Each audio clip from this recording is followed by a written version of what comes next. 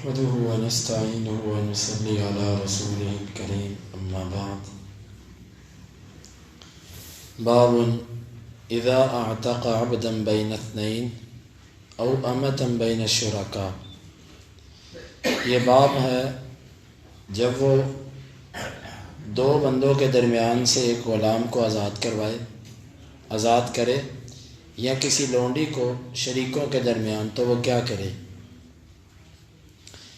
امام بخاری فرماتے ہیں کہ ہمیں بیان کیا علی بن عبداللہ نے، وہ کہتے ہیں ہمیں بیان کیا سفیان نے عمر سے، وہ سالم سے، وہ اپنے والد سے، اور وہ اللہ کے رسول صلی اللہ علیہ وسلم سے۔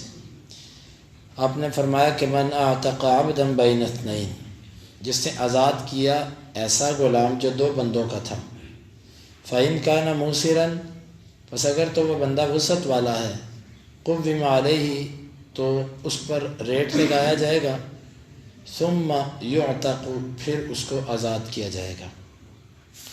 اور ایک روایت میں ہے کہ ہمیں بیان کیا عبداللہ بن یوسف نے، وہ کہتے ہیں ہمیں خبر دی مالک نے نافع سے، وہ ابن عمر رضی اللہ عنہما سے، وہ کہتے ہیں کہ اللہ کے رسول صلی اللہ علیہ وسلم نے فرمایا من اعتق شرکا لہ فی عبد، جس نے کسی غلام میں اپنا حصہ آزاد کر دیا، فکان لہ مال یبلغ ثمن العبد، بس اگر اس بندے کے پاس اتنا مال ہو جو غلام کی قیمت تک پہنچتا ہو، قوم العبد علیہ قیمت عدل، تو غلام کی عدل والی، انصاف والی ایک قیمت مقرر کی جائے گی، فأعطى شرکاءہ حصصہم، وہ اس غلام کے شریکوں میں جو لوگ ہیں ان کو ان کے حصے دے گا، وعتق علیہ العبد، اور اس پر غلام آزاد ہوگا، وإلا فقد عتق منہ ما عتق، وگرنہ اس سے اتنا ہی آزاد ہوگا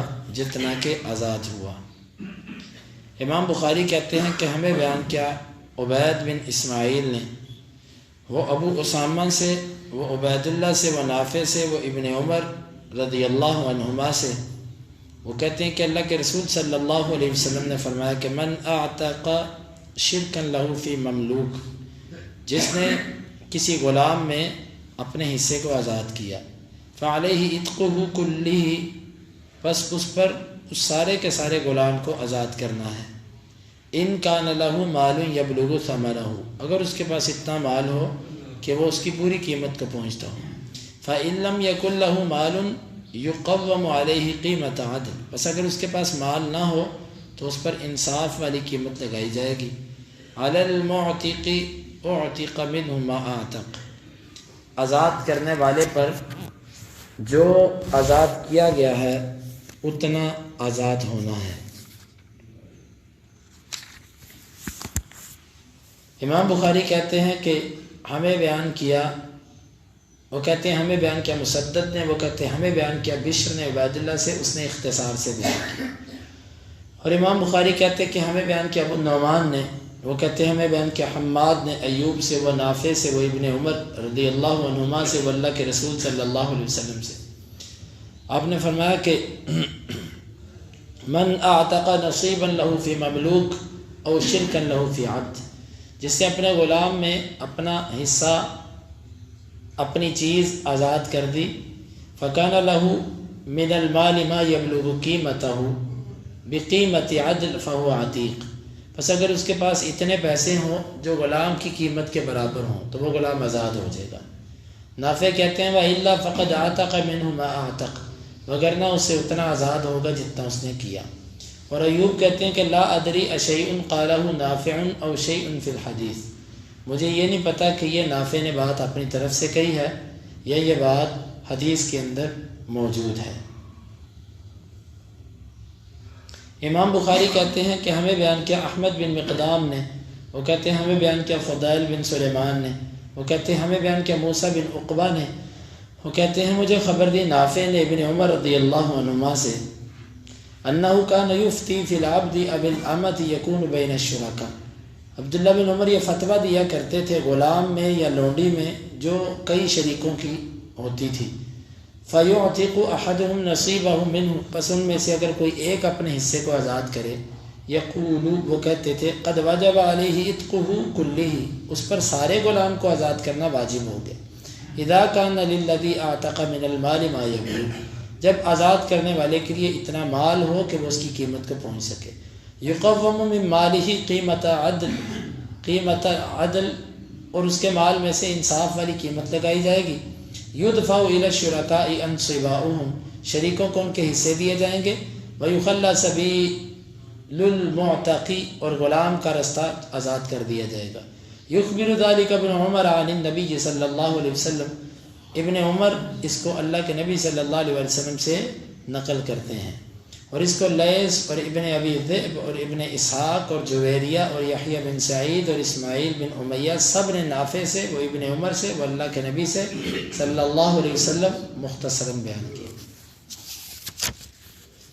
ان تمام احادیث کے اندر امام بخاری نے جس شرعی مسئلے کو واضح کیا وہ یہ ہے ایک غلام یا ایک لونڈی ہے جس کے کئی لوگ مالک ہیں. کئی لوگوں نے مل کر اس کو خریدا. مطلب 5 بندوں نے مل کر ایک غلام خریدا. اب وہ 5 بندے اس غلام سے خدمت لیتے ہیں. سونے کا وقت چھوڑ کے اس کا جو دن کا کام ہے وہ 5 بندوں نے کہا اتنے گھنٹے تو کام کروا لے اتنے میں کروا لوں گا. یوں مل کر وہ ایک غلام کو خدمت کرواتے ہیں. اب ان میں سے ایک بندہ اگر غلام کو آزاد کرنا چاہتا ہے وہ کہتا ہے بھئی میں اس غلام کو اپنے حصے کا آزاد کرتا ہوں. 5 مالک تھے اب 4 رہ گئے. شریعت کہتی ہے یوں نہیں, نیکی کرنی ہے تو پوری کرو. اگر تم نے غلام آزاد کرنا ہے تو پھر شریعت کہتی ہے کہ اگر تیرے پاس پیسے ہیں تو جو باقی 4 حصے ہیں ان مالکوں کو بلا غلام کی جو قیمت بنتی ہے وہ لگاؤ اور سارے کا سارا غلام اللہ کے راستے میں آزاد کرو. یعنی کہ شریعت اس کو پابند کرتی ہے کہ تو نے نیکی کرنی ہے تو پوری نیکی کر. ایک حصے کی آزادی کوئی آزادی نہیں ہوتی. آزادی دینی ہے تو اس کو مکمل طور پر پوری آزادی دو. یہ شریعت نے پابند کیا اس بندے کو جس نے ایک حصہ آزاد کرنا. اور یہ شریعت نے کوئی اس کے اوپر ظلم نہیں کیا. اگر مال نہیں ہے تو نہ صحیح, لیکن شریعت نے اس کو ایک ترغیب دلائی ہے کہ پورا آزاد کر. کیوں؟ حقیقت اللہ تعالیٰ کو معلوم ہے. لیکن آپ نے پیچھے حدیث سنی کہ جو کسی غلام کو آزاد کرتا ہے اس کے ہر عضو کے بدلے میں اس کا ہر عضو جہنم سے آزاد ہوتا ہے. جس نے ایک پورے انسان کو آزاد کیا یہ پورے کا پورا جہنم سے آزاد ہو گیا. لیکن شرط یہ ہے کہ اس کا عقیدہ ٹھیک ہو. اگر اس کے عقیدے کے اندر خرابی ہے تو یہ جتنے بھی غلام آزاد کر لے یہ بندہ جہنم سے آزاد نہیں ہو سکتا جب تک اپنا عقیدہ شرکی عقیدہ ختم نہیں کرے گا. تو یہ حدیث اس لیے بیان فرمائی کہ تم نے اس کو آزاد کر کے در حقیقت اپنے آپ کو جہنم سے آزاد کرنا ہے. تو جب اپنے آپ کو جہنم سے آزاد کرنا ہے تو پورا آزاد کرو. یہ کیا ہوا کہ 5واں حصہ اپنا جہنم سے تم نے آزاد کروایا اور 4 حصے تمہارے ابھی آزاد نہیں ہوئے. تو گویا کہ شریعت نے اس کو ترغیب دلائی ہے کہ اپنے آپ کو پوری طرح آزاد کریں. اور دوسری بات یہ بھی ہے کہ شریعت ہمیں یہ سبق دیتی ہے کہ کسی پر احسان کرو تو پورا کرو. یہاں سے کیا نقطہ سمجھ آتا ہے؟ کسی پر احسان کرو تو پورا کرو. ٹوٹا پھوٹا احسان یا ادھا پچدھا احسان, تھوڑا احسان کرنا کسی پر, یہ احسان نہیں کہلاتا. احسان کرنا تو پورا کرو. مثال کے طور پہ کوئی بندہ آپ سے ضرورت مند ہے, اس کو ایک وقت میں جتنی ضرورت ہے اس حدیث کو سامنے رکھیں تو یہ معلوم ہوتا ہے کہ شریعت ہمیں کہتی ہے کہ اگر تمہارے پاس گنجائش ہے تعاون کرنا تو اتنا کرو کہ اس کی وہ ضرورت پوری ہو جائے. آپ کسی کو 10 روپے 50 روپے 100 روپیہ دے دیتے ہیں, وقتی طور پہ اس غریب آدمی نے کوئی چیز لینی ہے جو حقیقتاً مجبور آدمی ہے. ایک تو ہے یہ بکاری قسم کے لوگ, لیکن ایک حقیقی مجبور آدمی. تو اگر آپ کے پاس استطاعت ہے تو آپ اس کے لیے پورا تعاون کرو. نیکی کرنی ہے تو پوری کرو. ہاں اگر نہیں تو پھر ٹھیک ہے, اتنی جتنی کر سکتی ہو. نہ کرنے سے بہتر ہے کرنا, نہ کرنے سے بہتر ہے کرنا. لیکن اگر توفیق ہے تو پھر نیکی پوری کرو. اور دوسری صورت, اگر اس غلام کے پاس اتنے پیسے نہیں ہیں, وہ آزاد کرنے والے کے پاس اتنے پیسے نہیں ہیں, پھر اتنا کیا جائے گا کہ کم از کم وہ جو اس نے آزاد کیا ہے اس کو آزاد سمجھا جائے گا. پھر اس کا طریقہ کار یہ ہوگا کہ پہلے وہ 5 بندوں کی خدمت کرتا تھا 12 گھنٹے، ہر بندے کو 2.5 گھنٹے وہ دیتا تھا خدمت کے.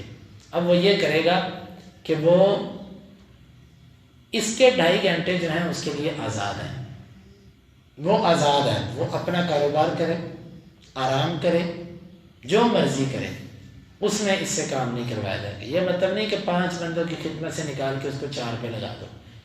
اس کے حصے کی آزادی کا یہی مطلب ہے کہ اتنا وقت اس کو ریلیکس دیا جائے، وہ اپنا کاروبار کرے یا جو مرضی کر لے. یہ شریعت نے ہمیں ترغیب دلائی. اب یہاں پر دیکھیں کہ اسلام انسانیت کی آزادی کس قدر چاہتا ہے. مغرب نے غلامی کے اصولوں پر اعتراض کیا کہ جی انسان کو غلام نہیں بنانا چاہیے. حقیقت یہ ہے کہ انہوں نے ایک انسان کی غلامی سے نجات دلا کے پوری قوم کا غلام بنایا ہوتا ہے ایک بندے کو. مثال کے طور پہ جس کو وہ اپنی جیلوں کے اندر رکھتے ہیں وہ تو پوری قوم کا غلام ہوتا ہے. جیل کے اندر گیا بندہ، جس عورت کو وہ جیل میں ڈالتے ہیں، اسلام یہ کہتا ہے کہ وہ ایک بندے کی اگر لونڈی بنتی ہے تو وہ اس سے اپنے تعلق رکھ سکتا ہے. لیکن یہ تو درندوں کی طرح جیلوں کے اندر گئی ہوئی خواتین کے ساتھ پوری قوم جو ہے نا وہ اس میں شریک سمجھتی ہے اپنے آپ کو. تو یہ جو آج یہ بات کہتے ہیں نا کہ غلامی پر پابندی ہے، غلامی نہیں، یہ ایسے شیاطین ہیں انسانی شکلوں میں کہ جنہوں نے خود انسانیت کو غلام بنا رکھا ہے. اور اسلام کہتا ہے ایک بندے کا غلام، انہوں نے تو پوری قوم کا بندوں کو غلام بنایا ہوا. اور پھر اسلام جو ہے وہ مالک کو غلام کے بارے میں اتنی نصیحتیں کرتا ہے، اتنے حکم دیتا ہے کہ تم نے اپنے غلام کو ایسے رکھنا ہے، ایسے رکھنا ہے، ایسے رکھنا ہے، ایسے نہیں کرنا، جو کھانا کھلانا، جو پہننا، یعنی کہ بہت تعلیمات دی ہیں. قریب بیٹے اور بیوی کے حقوق دیے ہیں، ان جیسے نہیں دیے لیکن ان کے قریب حقوق دیے ہیں. تو ایسے حقوق کیا یہ قومیں جیل کے قیدیوں کو دیتی ہیں؟ کیا ایسا انصاف وہ ان کے ساتھ کرتی ہیں؟ تو یہ حقیقت کے اندر اسلام نے بڑا اچھا حل پیش کیا تھا کہ جب قیدی ہو یا کوئی بندہ تو ایک بندے کا اس کو غلام بنا دو. بس ایک بندے کی غلامی آسان ہے بنسبت اتنے درندوں اور جانوروں کی غلامی کے. تو یہ اسلام نے، اب یہاں پر آپ دیکھیے کہ اسلام کس قدر آزادی کو پسند کرتا ہے. ایک بندے نے اپنا حصہ آزاد کیا ہے، شریعت اس کو کہتی ہے نہیں باقی 4 بھی کر، باقی 5 بھی کر، باقی 2 بھی کر، باقی 3 بھی کر. ترغیب دلاتی ہے کتنی انسان کو آزاد کرنے پر. تو یہ شریعت کا وہ حسین اور خوبصورت چہرہ ہے. اسی طرح اکثر جرائم اور کفاروں میں شریعت نے کہا غلام آزاد کرو، غلام آزاد کرو. کیوں؟ تاکہ انسانیت آزاد ہو. تو یہ اللہ کے رسول صلی اللہ علیہ وسلم کے بیان کیے ہوئے عظیم فرامین ہیں جن کی روشنی میں ہمیں یہ بات سمجھ آئی کہ جب بھی کسی کے ساتھ نیکی کریں تو کوشش کریں پوری ہی میں کر دوں. اللہ تعالیٰ سارا ہی اجر میرے حصے میں لکھ دے. کیوں؟ انسان اور بھی تو کئی مشکلات اور کئی قسم کے نقصانات کو برداشت کرتا ہے. تو دل کو ایک تسلی دینی ہے کہ یہ نقصان نہیں، اس پر تو بہت بڑا اجر ملے گا. تو کوشش کروں یہ ساری نیکی میں اکیلا ہی کر جاؤں. تو ایسی کوشش انسان کو کرنی چاہیے. جو بندہ کوشش کرتا ہے اللہ رب العالمین اس کے لیے ایسی نیکیوں کو آسان بھی کر دیتا ہے. اللہ تعالیٰ سے دعا ہے اللہ تعالیٰ ہمیں ان احادیث کو سمجھنے کی اور ان کے تقاضوں کو پورا کرنے کی توفیق عطا فرمائے.